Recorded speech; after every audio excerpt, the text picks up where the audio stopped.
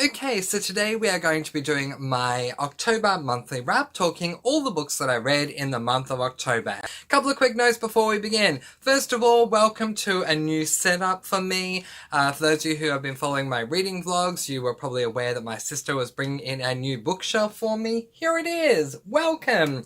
So I have a limited amount of space in this room for bookshelves, so I'm doing the best I can. I'm also going to rearrange my books after I film today, but what do you guys think? Let me know. Alright, second note, no reading vlog this week because, well, I'm doing the monthly wrap, so I figured no point really having a reading vlog for the fourth week of the month.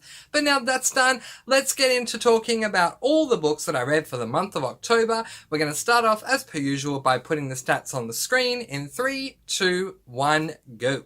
So, for the month of October, I read a total of 13 books, comprising of 8 fantasy, 1 classic, 1 contemporary, and 3 horror. To my age groups, I read 6 YA, 5 adult, and 2 middle grades. To my lengths, I read 1 double tome and a half, 4 tomes, 4 3/4 tomes, no half tomes, and 4 novellas, totaling 5,709 pages, which is a record for me. To my star ratings, I had 4 5 stars, 4 4 stars, 3 3 stars, and 2 2 stars. To change things up a little bit, I'm going to do this in star rating order. We're going to start from the lowest rated books of the month and work our way up to the highest rated books. Starting off with my 2-star reads for the month, and the first 2-star book that I read was this book, The Tower of Fools by Andrzej Sapkowski. This is an adult fantasy book, and it revolves around Rainman, who at the beginning of the book is having a bedroom scene with a woman, and when that's done, her 3 brothers walk in and say to him, "What the heck are you doing, man? She's married," and so he's committed adultery, and they want to kill him for it. So Rainman basically jumps on a horse and escapes them, and he needs to keep riding and get as far away as he possibly can. This to me read like a modern day Lord of the Rings book, because what this book has in common with that series is the traveling / questing trope where either you don't know where you're going to or you don't know how you're going to get there, or both, so it's kind of heedless travel.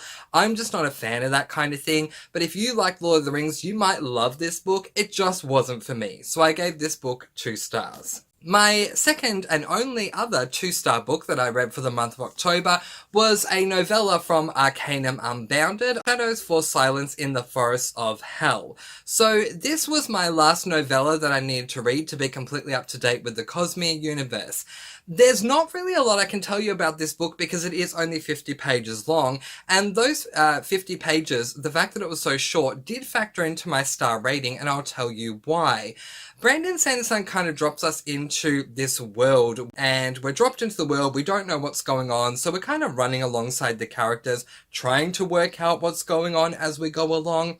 And you guys, honestly, by the time I finally worked out what the heck was going on, the next 2 words were the end. So, I mean, there's really not a lot I can say about it at all, but it really wasn't the book for me. I feel like had it been longer, maybe I would have had a lot more time to get invested in the story, but it just didn't work for me. So it received 2 stars. So now let's talk about my 3-star books for the month of October, and my first 3-star book was this book, Bittersweet by Sarah Ockler. So this is a YA contemporary romance, but I went to this book thinking it was going to be a YA culinary fiction, being centered around cooking and food in general, and it just wasn't. So this book opens up with a prologue. In the prologue, we're following Hudson. Hudson finds a bra in her laundry that is not hers, so she shows her mum, and they both work out that Hudson's father has been having an affair. Hudson is a figure skater. We then jump into chapter 1, which is 3 months later. Hudson is working for her mother at her mother's diner, but again, there is not a lot of discussion about food or anything like that. It's just the backdrop for everything else that's going on. I had so many issues with this book, but my biggest issue with this book was that there were way too many things going on at once. Objectively, I do think it's worth 3 stars, which is why I gave it that, but subjectively, I think I would have given it lower. The next book that I gave 3 stars to was The Fires of Vengeance by Evan Winter. This is book 2 in the Burning series. I gave Rage of Dragons, book 1 in this series, 4 stars, and this one 3 stars. So this continues on with the series. There's not a lot I can say, but I'll just say my thoughts and my feelings on this book is that sometimes it grabbed my attention, sometimes it just didn't, which really let me down, because giving book 1 4 stars, I was hoping that this one would get 4 as well, or 5, but getting a 3, I don't know, it was just no longer holding interest from me, and so I'm not going to continue on with the series, but I think it's okay. I understand why people love the series. I do. I just don't think that it is exactly for me. This is an adult fantasy, by the way. So yeah, gave this book 3 stars. The final 3-star book that I read for the month of October, I actually technically gave it 3.5 stars, and that was this book, Into the Drowning Deep by Mira Grant. This is an adult horror. In this book, we're following a girl by the name of Tori. In fact, Mira Grant has written this with an omniscient narration writing style, and we follow an incredibly large cast of characters. So the setup is that Tori's sister went out a number of years ago with a crew on a ship. They were going somewhere and no one came back alive. There's been a lot of theorizing as to how everyone died and why they died. So a new crew, including Tori, comes together to go out there and investigate what the heck happened. I really enjoyed the first half of this book. While there was a large cast of characters to follow and I had to write their names down to remember everyone and who's what, but I really enjoyed getting to know them in the first half. The second half of the book is where the horrific events go down, and it just did not work for me. But one thing that I loved about this book was representation. There was very high representation of deaf culture. There's also LGBTIQ plus FF representation in this book, and I appreciated that as well. That is why I rounded up the book rating to 3.5 stars. And now we're going to talk about my 4-star books for the month of October, starting off with City of Lost Souls, which is book number 5 in the Shadowhunters series. And if you've been following my reading vlogs, you know what I'm going to do. We have Alec on the cover. This is the last time I get to do that. If you've been following my reading vlogs, you know I've been doing that all the time, because I love Alec. He is my favourite character, and he is on the cover, and we have to celebrate this for the last time. You know what? I was reflecting upon my experience so far with this series. I have 1 book to go that I'm reading next month to close out the series, and I remember picking up book 1 with the intention to see what I thought of it, because Cassandra Clare is such a polarizing author. I actually went into the book fully intending to not like the book at all and do a really harsh review of that book. Who knew that all this time later I would have read book number 5 in the series, let alone book 1. I would have continued on to book number 5 and then given book number 5 4.5 stars. I loved everything about this book from start until the ending. And I'm talking about the epilogue specifically. In the epilogue, we have a moment with Alec. No, you do not do that to my Alec. Something happened. I won't reveal it, but something happened. And I was just like, no, Cassandra Clare, we don't do this. So in my rage, I was like, that's it, I'm docking a star. And then when I thought about it, I thought, no, I'll be fair, I'll just dock half a star, even though what she did was worth docking a star, because it really got to me. My next book, I actually gave 4 stars to, not 4.5, but 4 stars to, and that was Original Sin by Lisa de Roches. So this is book 2 in the Personal Demons series. I read Personal Demons in January of 2020, and I kept saying, I'm gonna read book 2, I'm gonna read book 2, all throughout 2020, and then all throughout the beginning of 2021, I'm gonna read book 2, I'm gonna read book 2. I finally got to it a year and pretty much 10 months later. I finally picked up book number 2. Now, I will say this. This book, just like with book 1, has a very slow first half, and it kind of reads more in a contemporary way compared to what it actually is, which is a YA fantasy. But the second half of both book 1 and book 2 are completely action-packed, and I loved the way that both of the second halves books' second halves went. The basic premise of this series is that we are following in book one, we followed two perspectives. We follow the perspective of this girl on the cover, Franny Kavanagh, and this guy all the way in the background whose name is Luke. There is set to be a battle between heaven and hell that's going to come up at some point in the future, and Franny is going to be integral to that battle. So heaven sends up an angel, down an angel, and hell sends up a demon to see who can tag her for their respective sides for this futuristic war. The next book that I gave 4 stars to was this book, A Whole New World, A Twisted Tale by Liz Braswell. This is a YA fantasy Disney animated version of Aladdin retelling. And so the first 6 of this book basically follows the first 6 of the film. If you've seen the Disney animated version of Aladdin, then we follow true to the canonical events of the film from the beginning all the way through to when Aladdin is trapped in the Cave of Wonders. But in the film, as you know if you've seen the film, Abu takes the lamp from Jafar. So when Abu, Aladdin and the carpet are trapped in the cave, they have the lamp. In this book, Abu does not have time to take the lamp from Jafar. So Jafar goes back to the palace with the lamp, and we see how things would play out from there.